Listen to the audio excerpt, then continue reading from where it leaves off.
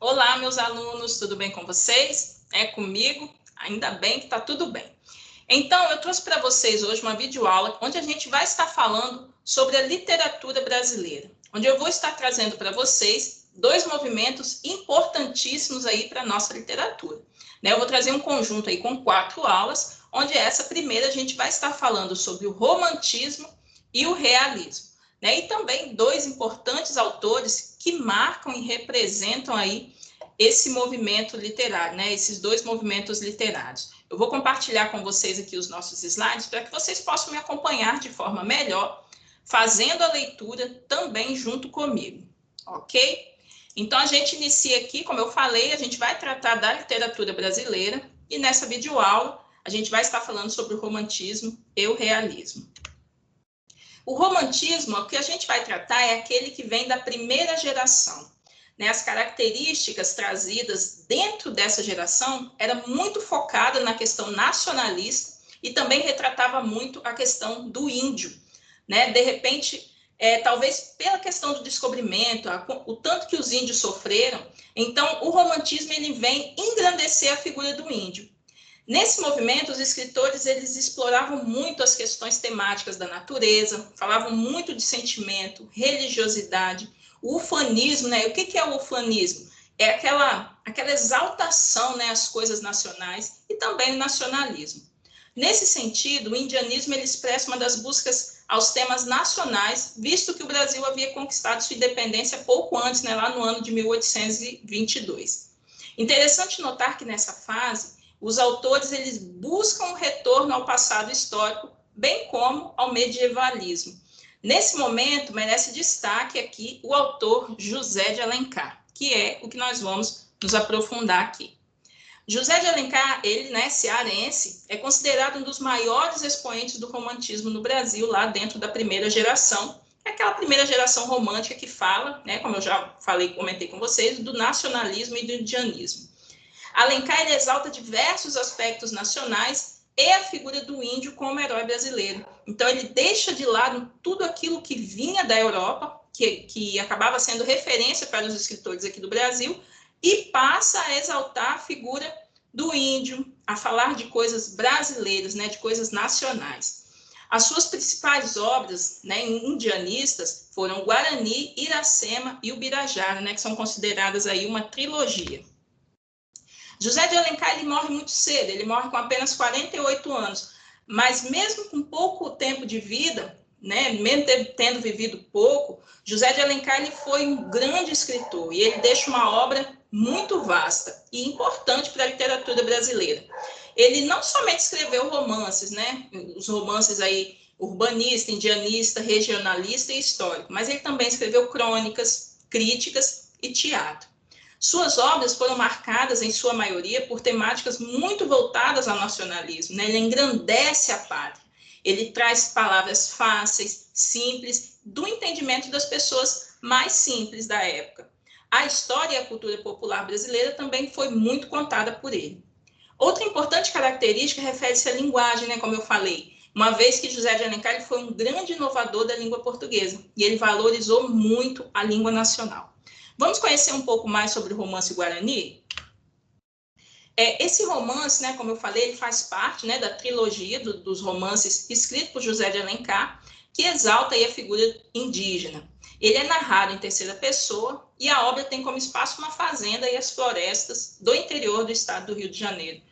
José de Alencar ele expressa o nacionalismo romântico, principal característica da primeira geração romântica. Gente, isso é muito importante que vocês entendam. Olha o foco principal aí. O que o romantismo da primeira geração, o que eles focavam mais?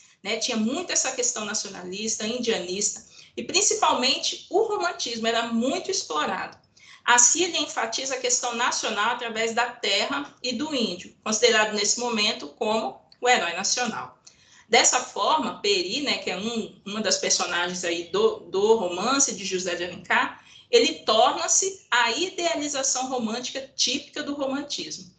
Além desse romance, Guarani, que tem assim, grande sucesso dentro das obras de José de Alencar, a gente também vai destacar Iracema, que é do ano de 1865.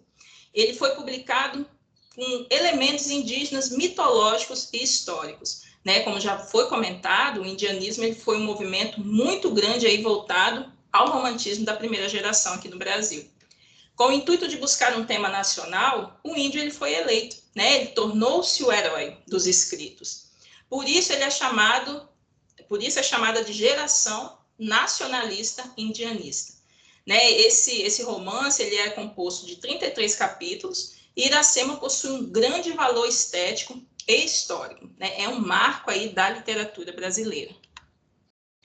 Também eu vou trazer um outro movimento. Né? Agora a gente sai do romantismo e a gente vai abordar o realismo, onde eu vou destacar a figura aí, um marco, né, também da nossa história, uma figura muito importante que é Machado de Assis. Machado de Assis, ele inaugura o realismo no Brasil através da obra Memórias Póstumas de Brás Cubas, lá do ano de 1881.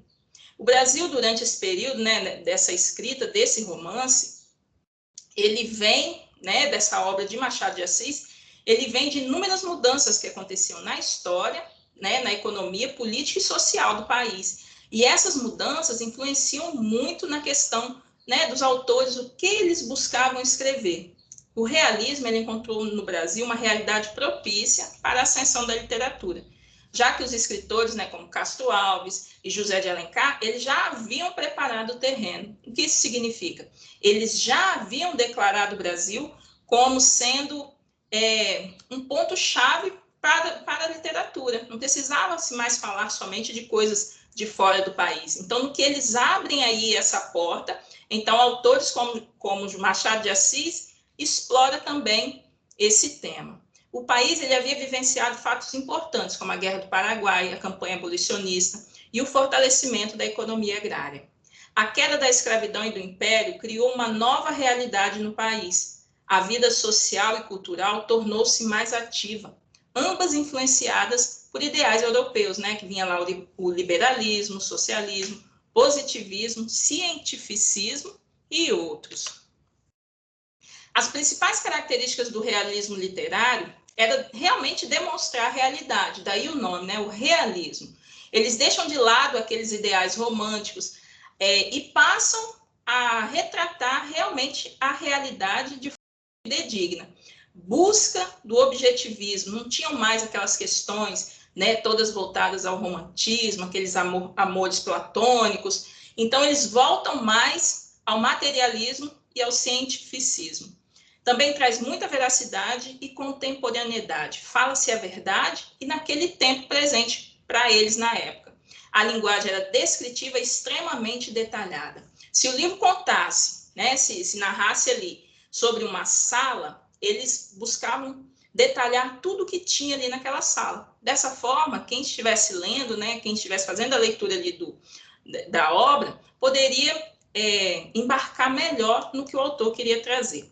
Eles traziam também muitos temas urbanos, sociais e cotidianos, né, coisas do dia a dia, o que a sociedade da época sofria, coisas voltadas, né, urbanos, às cidades, temas urbanos mesmo. Crítica aos valores burgueses e institucionais sociais. Eles criticavam muito a burguesia de forma a denunciar, né, denunciava ali a sociedade da época, mas com ironia. Não se falava declaradamente, né? Eles usavam a literatura, usavam do poder que eles tinham de escrever para poder fazer ali a crítica aos valores que eles menosprezavam. Personagens comuns e não idealizados, né? Acabou ali a figura do herói, acabou-se a figura, né, daquele amor, da princesa, acabou-se. Então, eles buscavam mais as pessoas do dia a dia, pessoas comuns e que não eram, né, idealizadas. O aprofundamento psicológico das personagens eram pessoas que passavam por problemas ali, né, coisas psicológicas, né, passavam por tormentos ou por alegrias, tudo isso eram características das personagens no movimento realista. E o romance ele tinha um caráter documental. Machado de Assis, que é a figura aí, né, que representa realmente o realismo na literatura brasileira, ele foi um grande escritor. Foi responsável por inaugurar o realismo. Ele teve como marco inicial, né, o realismo teve como marco inicial a obra Memórias Póstumas de Brás Cubas, que foi publicada em 1881. Machado de Assis, ele deixa um vasto conjunto de obras. Ele foi contista, né, escrevia contos, escrevia crônicas, foi jornalista, poesias, né, escrevia muitas poesias e também teatrólogo. Além do que, ele é fundador da cadeira 23 da Academia Brasileira de Letras. Aí eu trouxe um pouquinho aqui sobre a obra Memórias Póstumas de Brás Cubas, né, para que vocês possam conhecer esse marco aí da literatura, né, que, como falou, foi justamente essa obra de Machado de Assis que marca aí a passagem do romantismo para o realismo. Né, ele cria um narrador que resolve contar a sua vida depois de morto. Olha só que ousadia de Machado de Assis, né? Numa época daquela, ele vem com esse ideal de trazer algo que fugia ali, né, do que os leitores da época eram acostumados. Ele muda radicalmente o panorama da literatura brasileira, além de expor de forma irônica os privilégios da elite da época. Né? Então, quem entendia e praticava alguma coisa que fosse questionada por Machado de Assis, com certeza, se lesse o que ele trazia, fale, nossa, será que ele está falando para mim? Será que não? Né? Então, ele usava muito dessa questão irônica. A narração é feita em primeira pessoa, né, dentro dessa obra, e uma pessoa que já morreu, por isso fala póstuma, né? São pessoas, é a pessoa que já morreu. Ou seja, é um narrador que se auto-intitula um defunto autor, um morto que resolve contar e escrever suas memórias. Com a narração em primeira pessoa, a história é contada partindo de um relato do narrador observador e protagonista, né, também da obra. E ele conduz o leitor tendo em vista sua visão de mundo, seus sentimentos e o que pensa da vida. A obra ela é apoiada em dois tempos. Um é o tempo psicológico, né, além do túmulo, onde esse morto vem contando a sua vida, só que ele vem falando de forma arbitrária, com digressões e manipulando os fatos à revelia, sem seguir uma ordem temporal linear. O tempo cronológico, os acontecimentos obedecem uma ordem lógica, questão da infância, adolescência, né, a ida da personagem para Coimbra, a volta ao Brasil, a morte, né, e o pacto de verossimilhança é um choque, né, sofre um choque aqui, pois os leitores da época, acostumados com aquela coisa linear, né, das escritas, as leituras que tinham início, meio e fim, eles passam a serem obrigados a situar-se nesse incomum, né? A uma situação totalmente incomum àquilo que eles eram acostumados. Né? Então, assim, fica aqui a nossa videoaula. Espero que vocês tenham aprendido um pouco mais, né, sobre o romantismo, né, onde a gente abordou aqui a questão da primeira geração, com foco mais aí em José de Alencar, e também o realismo, né, que é a passagem do romantismo, onde se quebra, né, ali toda aquela questão romântica e passa a se falar de coisas reais, de coisas do dia a dia,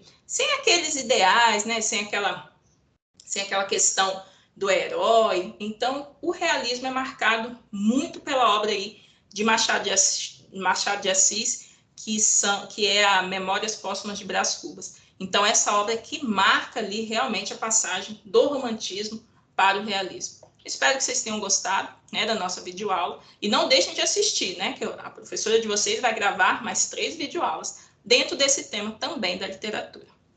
Muito obrigada pela companhia de vocês. Até a próxima.